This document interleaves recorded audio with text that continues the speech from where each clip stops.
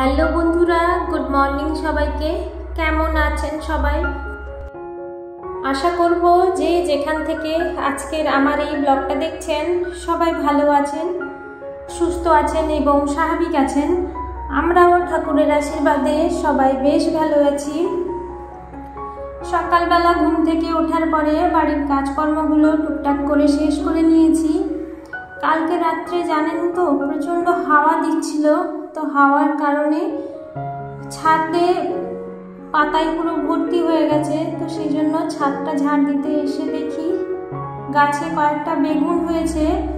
তো বেগুনগুলোকে এখন তুলে নেব। এই যে বেগুন গাছটা দেখছেন, এটা আমি লাগিয়েছি, পুরো কীটনাশক কোনো কিছুই ব্যবহার করা হয়নি, শুধুমাত্র খোল পচিয়ে সেই জলটাই ব্যবহার করা হয়েছে। আর বিভিন্ন রকম সবজির যে খোসা প্রত্যেক দিনের বের হয়, ওই খোসাগুলো কিছু কিছু গাছের গোড়ায় দিয়ে দিই। তো সেখান থেকেই এই কটা বেগুন হয়েছে। যাই হোক, ঘরের জিনিস তো নিজের হাতে লাগানো, একটা দুটো হলেও তাতে মনে অনেক শান্তি পাওয়া যায়। এরপর চলে এসেছি রান্নাঘরে সকালে জল খাবার বানানোর জন্য। এখানে সুজির একটা জলখাবার বানাবো। সুজিটা প্রথমে টক দই দিয়ে একটু ভিজিয়ে রেখেছিলাম, তারপর ওর মধ্যে বিভিন্ন রকমের সবজি দিয়েছি আর দিয়েছি ডিম দিয়ে এবার ভালো করে ওটাকে ফেটিয়ে নিয়ে এইভাবে মালপোয়ার আকারে প্যানে একটু হালকা তেল দিয়ে এইভাবে ভেজে নেব। সস দিয়ে খেতে কিন্তু বেশ ভালো লাগে, আমার ছেলের তো ভীষণ পছন্দ এটা। আর এই যে একটু মাইক্রোওভেনের ওই জায়গাটা মুছে পরিষ্কার করে নিলাম, কারণ প্রায় ওখানে খাবার দাবার গরম করি, তো সেই জন্য জায়গাটাও প্রায় নোংরা হয়ে যায়। আর মাইক্রোওভেনটা সবসময় পরিষ্কার করে রাখতে হয়, নাহলে ওর মধ্যে আবার ছোটো ছোটো আরশোলা ঢুকে যায়। বাড়ির সকালবেলার কাজকর্মগুলো প্রায় শেষ করে নিয়েছি। এবার স্নান টান করে চলে এসেছি, ঘরের দরজা জানলাগুলো একটু খুলে দিচ্ছি। আর এই যে দেখুন, ছেলেও ঘুম থেকে উঠে বসে পড়েছে, ওর এবার শুরু হবে। তো এবার বিছানাটা একটু গুছিয়ে নিচ্ছি। এখন যেন শীত যাই যাই বলে আর আবার যেন ফিরে এলো। বৃষ্টিটা হতে কদিন দেখছি ভীষণই ঠান্ডা পড়েছে। ভাগ্যিস কম্বলটা রেখে দিইনি, তো এখন কাজে লেগে যাচ্ছে। মানে সে শীতকালের ঠান্ডাটা তবুও সহ্য করে নেওয়া যায়, বৃষ্টির সময় যে ঠান্ডাটা কদিন পড়েছিল মানে সেটা যেন সহ্য করার মতো নয়। এবার বিছানাটা একটু গুছিয়ে নিচ্ছি, তারপরে আর বাদবাকি কাজকর্মগুলোতে হাত দেব। কারণ ঘরের মধ্যে যখন এসছি ঘরটা একটু গুছিয়ে রেখে যাই। এইভাবে এক একটা দিক থেকে কাজগুলো করে গেলে কিন্তু ভালো হয়। যদি আমি খাপছাড়া করে করতে থাকি, মানে এখানে হয়তো কিছু না করে আমি চলে গেলাম রান্নাঘরে বা অন্য কোথাও, তো সেখানে কি হবে যে আমার এই কাজটা তখন বাকি থেকে যাবে। মানে যখনকার কাজ, যেমন ধরুন সকালবেলা উঠে তো এক কাপ চা প্রত্যেকেই লাগে, তো সেটা তো আর আমি দুপুরে খেতে পারি না। সেই রকমই বিছানাটা যখন সবাই ঘুম থেকে উঠে পড়েছে, বিছানাটার সাথে সাথেই গুছিয়ে নেওয়াই ভালো। সমস্ত কাজকর্ম শেষ, সকালে জল খাওয়া হয়ে গেছে, ছেলেকেও খাইয়ে দিয়েছি। এবার রান্নাঘরে চলে এসেছি, বানানো হবে চিকেন। চিকেন বানাতে রান্না করতে কিন্তু বেশ ভালো লাগে, যত রকমের আইটেম হোক না কেন। আমার কিন্তু এই মাংস রান্না করতে আমার খুবই ভালো লাগে। আর মাংস যেদিন হয় সেদিন তো আর অন্য কোনো তেমন কিছু আইটেম বানানোর দরকারও পড়ে না। আর চিকেন রান্নাটাও খুব তাড়াতাড়ি হয়ে যায়। আবার চিকেন রান্নার সময় আমি চিকেনটা কষাতে দিয়েও ছেলেকে ওই সময় স্নানটা করিয়ে দিতে পারি। কারণ চিকেনটা দেখবেন যত কষিয়ে মানে মাংস যত কষিয়ে রান্না করবেন তত খেতে ভালো হবে।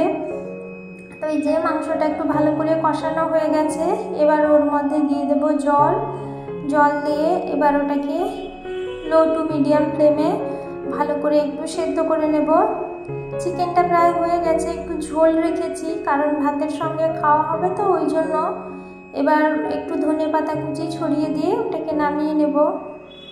দুপুরে রান্নাবান্না শেষ হয়ে গেছে, ছেলেকে খাইয়ে দিয়েছি, কিন্তু আমি এখনও খাইনি। ছাদ থেকে জামা কাপড়গুলো তুলে নিয়ে এসেছিলাম, ওগুলোকে এবার ভাঁজ করে একটু রেখে দিচ্ছি, কারণ মা এখন ঠাকুরের কাছে ফুল দিতে গেছেন। আমি তো সকালে পুজো করে দিই, তারপরে দুপুরবেলা মা গোপালকে খাইয়ে দেন আর ঠাকুরকে একটু ফুল দিয়ে আসেন।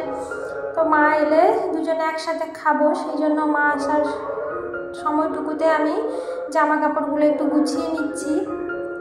জামা কাপড়গুলো গুছিয়ে অনেকটা টাইম চলে গেছিলো, দুপুরে খাওয়া দাওয়া হয়ে গেছে।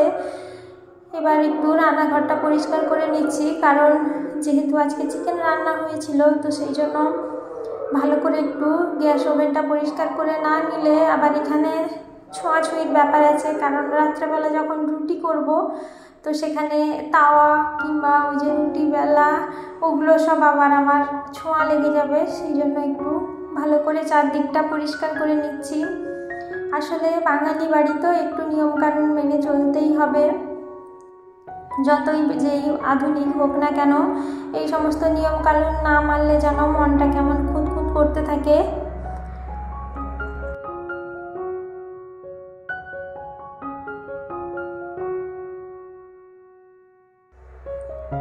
এভাবেই আমি সারাদিন আমার কাজকর্মগুলো করে নিতে থাকি, বুদ্ধি খাটিয়ে প্ল্যান করে কোনোভাবে তাড়াহুড়ো না করে যদি কাজকর্মগুলো করে নিই, তাহলে দেখেছি কিন্তু কাজগুলো খুব ভালোভাবে এবং সময়ের মধ্যে শেষ করে ফেলি।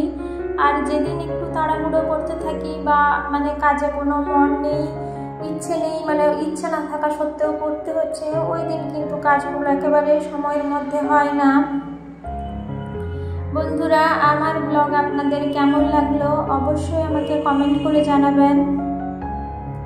আমার ব্লগ যদি আপনাদের ভালো লেগে গিয়ে থাকে তাহলে আমার চ্যানেলটিকে সাবস্ক্রাইব করে আমার পাশে থেকে যাবেন। আর আমার ব্লগের যদি আপনাদের কোথাও একটুও ভালো লাগে তাহলে একটা লাইক দিয়ে দেবেন এবং একটা কমেন্ট করে যাবেন। আপনাদের একটা কমেন্ট আমাকে অনেক ভালো ভিডিও বানাতে অনেকটা মোটিভেট করবে। আপনারা এভাবেই আমার সাথে থাকুন, পাশে থাকুন, যাতে আমি আমার লক্ষ্যে এগিয়ে যেতে পারি। এই কাজটাকে অবশ্যই ভালোবেসে করতে হবে, ধৈর্য হারালে মোটে হবে না। ধৈর্য ধরে নিজের মনের জোর বাড়িয়ে এই কাজটা করে গেলে অবশ্যই যে কোনো কাজ মন থেকে ভালোবেসে করলে সফলতা তো আসবেই, সেটা দেরিতে হোক কিংবা তাড়াতাড়ি হোক। কোনো কাজে যেমন খুব তাড়াতাড়ি সফলতা অর্জন করা যায়, আবার কিছু কিছু এমন কাজ আছে যেটা সফলতা আসতে অনেকটাই দেরি হয়। আমার রান্নাঘরটা গোছানো হয়ে গেছে। রান্নাঘরটা সুন্দরভাবে গোছানো পরিপাটি থাকলে কিন্তু আমার মনটা যেন খুব ভালো হয়ে যায়, কারণ আমি যেহেতু বেশিরভাগ সময় এখানে কাটাই, তো সেই জন্য এই জায়গাটাকে আমি খুব সুন্দর করে সাজিয়ে গুছিয়ে রাখার চেষ্টা করি। সাবান দিয়ে যেহেতু ওভেনটা ঘষেছিলাম, তো ওই জন্য যতই যেন মুছছি ততই মনে হচ্ছে যেন সাবানের ফেনাগুলো ওখানেই লেগে আছে। তাহলে বন্ধুরা, আজকের মতো আমি আমার ব্লগটা এখানেই শেষ করছি। আপনাদের সঙ্গে দেখা হবে আবারও একটা নতুন দিন, নতুন ব্লগ নিয়ে। ততক্ষণে সবাই আমার পাশে থাকবেন, সাথে থাকবেন। আর যারা যারা আমার চ্যানেলটিকে সাবস্ক্রাইব করেছেন তাদের প্রত্যেককেই আমি জানাবো অসংখ্য ধন্যবাদ। সবাই ভালো থাকবেন, সুস্থ থাকবেন, সাবধানে থাকবেন। ধন্যবাদ।